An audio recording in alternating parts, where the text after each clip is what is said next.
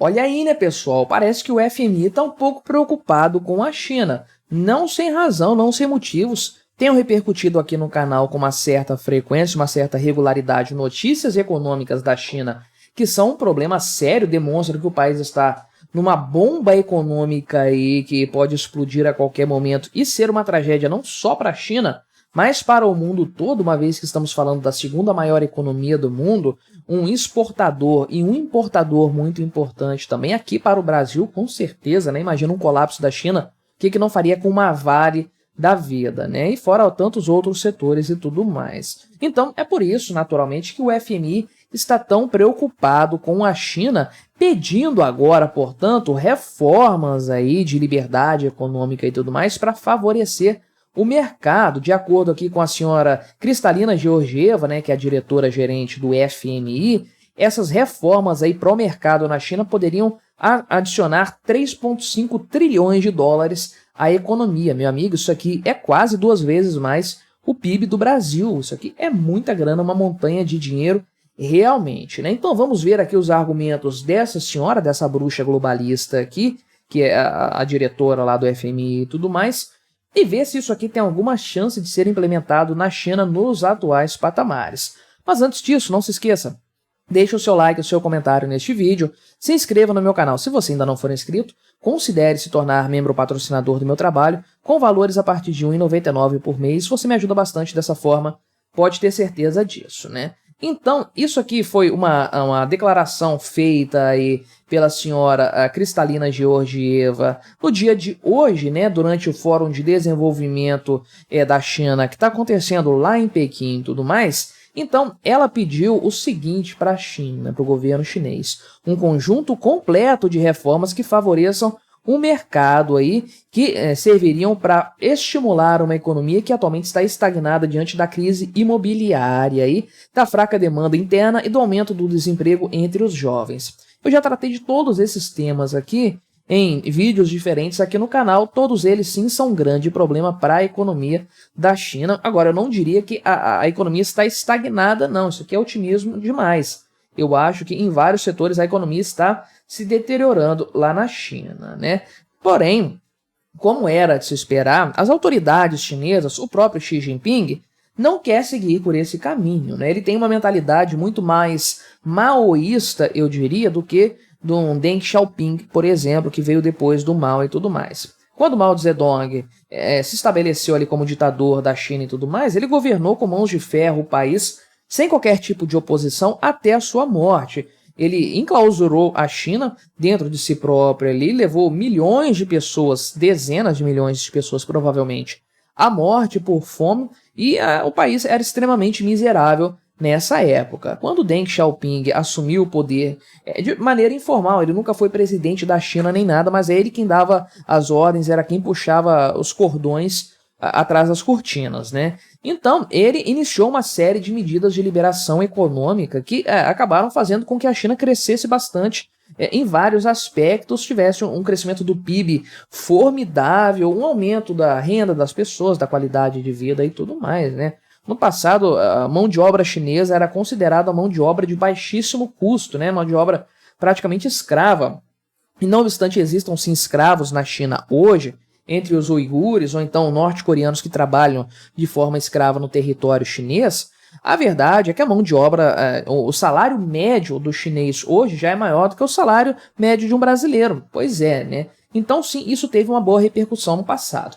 Agora, Xi Jinping adotou para si um modelo de governo que é muito mais próximo do Mao do que do Deng, né? Então, realmente, ele está fechando a China cada vez mais em si, com mais intervenção estatal, querendo transformar a China num agente imperialista, tal como uma União Soviética, eu diria, no mundo globalizado, né? Não pegando territórios próximos, mas cooptando países aí por meio de dívidas, né? Constrói um negócio lá no país, o país fica endividado, eles tomam parte da soberania do território, coisas do tipo, né? E o Xi Jinping tem também recrudescido a perseguição contra as pessoas, tem subido o tom na questão geopolítica contra os adversários da China e do Ocidente e tudo mais. De forma que é pouco provável que ele queira assumir uma política, uma gestão de Estado parecida com a do Ocidente, Estados Unidos, Europa, né? Uma coisa mais livre mercado, empresas funcionando com liberdade sem uma pesada intervenção estatal. É pouco provável que ele queira fazer isso porque ele quer se distanciar da imagem do Ocidente, né? Da forma do Ocidente de gerir um país, de gerir uma economia. Então eu vejo que tem sérias dificuldades para que o Xi Jinping acabe adotando esse tipo de liberdade econômica aqui, né? Então a Kristalina Georgieva continuou dizendo que a transição de um crescimento de taxas elevadas para um crescimento de alta qualidade é o caminho certo e a China está determinada a fazê-lo aí, né? Não sei se realmente isso vai acontecer, mas ela disse que essa transformação não será fácil aí e o governo de Pequim, portanto, deveria tomar medidas enérgicas para reduzir a quantidade de moradias inacabadas e dar mais espaço para correções baseadas no mercado em um setor fortemente endividado, né? Isso aqui é uma tragédia com certeza, ou será uma tragédia caso venha a ser feito. Qualquer correção de uma distorção feita pelo Estado é traumática. Ela precisa ser feita, mas é traumática. Estamos falando aqui de uma correção com base nas regras do mercado, as regras livres, orgânicas do mercado. O que acontece na China hoje em matéria imobiliária? Já fiz um vídeo explicando isso aqui no canal. De fato, especialistas nessa área imobiliária chinesa dizem que existem milhões de imóveis vagos na China, né? A quantidade de metros ali quadrados é exorbitante, tanto de imóveis que já estão prontos e imóveis que estão sendo terminados. E não há quem compre isso aí. A demanda está muito baixa, a oferta está enorme, as empresas estão extremamente endividadas e tudo mais. Ou seja, o mercado vai ter que corrigir isso aí, seja congelando essa oferta até ela ser plenamente suplantada pela demanda ao longo dos anos, ou simplesmente, sei lá, derrubando esses imóveis aí, assumindo o prejuízo de forma total. Quando isso acontecer, é claro, vai haver uma queda econômica na China, sem dúvidas. É necessário, é preciso fazer. Veja o caso da Argentina. A Argentina está com uma queda econômica por conta da correção de um problema que já existia e que foi alimentado durante décadas, eu diria, né? É um período difícil, mas é um período necessário. Agora, a China vai querer pagar esse preço nesse momento? Acho pouco provável aí, né? E o pessoal aqui, de forma geral, do FMI, a Kristalina Georgieva, ela falou que o governo tem que também intervir em algumas áreas aqui e tudo mais, né? O Li Qiang aqui, que é o Xiang, né, primeiro-ministro do governo do Xi Jinping, falou que o governo vai tomar medidas práticas e eficazes para promover um desenvolvimento de alta qualidade aí. Não sei dizer, não tenho muita certeza a esse respeito. A presidente e diretora, sei lá, do FMI afirmou que esse crescimento adicional com uma liberdade de mercado aqui poderia representar uma expansão de 20% da economia real nos próximos anos, ou seja, 3,5 trilhões de dólares a mais no PIB do país aí e tudo mais, né? Agora, realmente, será que isso aqui vai acontecer, né? Bem, não vai, essa é a verdade. É claro que o pessoal do FMI aqui não está querendo um laissez-faire, né? Um livre mercado total, o Estado ali se resumindo a cuidar da justiça, da defesa das fronteiras, né? Não, o FMI quer um país, um governo robusto, um governo forte. Eles gostam do governo chinês, essa é a verdade. Pode parecer que não, o FMI ama o governo da China. Eles querem que o governo da China dê certo, funcione. E pelo andar da carruagem, isso está indo para um caminho muito ruim, né? Um possível cenário em que o Xi Jinping vai acabar caindo por conta de problemas econômicos graves, né? Se tem algo que derruba governos em qualquer parte do mundo, em qualquer esfera ideológica, é a questão econômica realmente. Então o FMI gosta de governo grande, governo que intervém na economia, que mete o bedelho, que imprime dinheiro, que faz isso tudo. Só que o FMI sabe que existe uma margem razoável de segurança para agir nesse cenário. E quando essa margem é muito ultrapassada, o Estado tem que ser reduzido para garantir uma sobrevivência a esse Estado aí.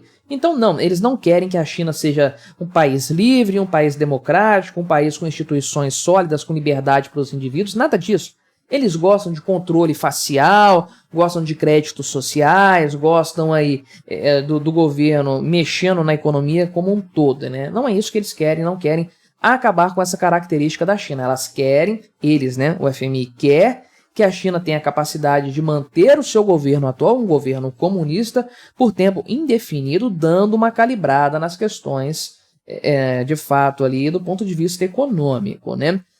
No passado, o Deng Xiaoping, citando ele mais uma vez, foi criticado na época da abertura econômica que ele promoveu por supostamente aí estar acabando com o comunismo, né? Isso aí não é comunismo, isso aí é capitalismo, você está tornando a China um país capitalista e tudo mais. E ele teria dito na época que não importa a cor do tigre, né? O importante é que ele continue sendo um tigre.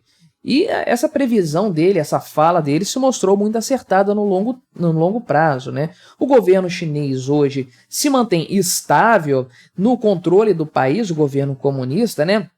Por aí, eu diria, mais tempo do que o governo lá da União Soviética, não é? A União Soviética durou até 91, estamos falando aí de 70 anos, 70 e poucos anos, né? Estão caminhando para isso aí, 70 anos quase já, né? 70 e poucos anos, mais ou menos o mesmo tempo de sobrevida da União Soviética, mas muito mais estáveis, né? Os comunistas da China estão com uma estabilidade muito maior do que os soviéticos tinham. Por quê? Teve mais liberdade econômica, isso fortaleceu a economia e fortaleceu o governo em contrapartida. Agora Xi Jinping está tomando um caminho inverso e, ao que tudo indica, ele não vai dar o braço a torcer às recomendações do FMI para implantar um pouco mais de, vamos colocar assim, capitalismo, liberdade de mercado na China, né? É muito provável que ele mantenha o atual estado de pulso firme controlando tudo até chegar num ponto de ruptura que vai ser realmente uma tragédia de proporções chinesas. Mas e o que você achou dessa história? Colabore com o nosso debate. Deixe o seu comentário, se inscreva no meu canal se você ainda não for inscrito e até a próxima.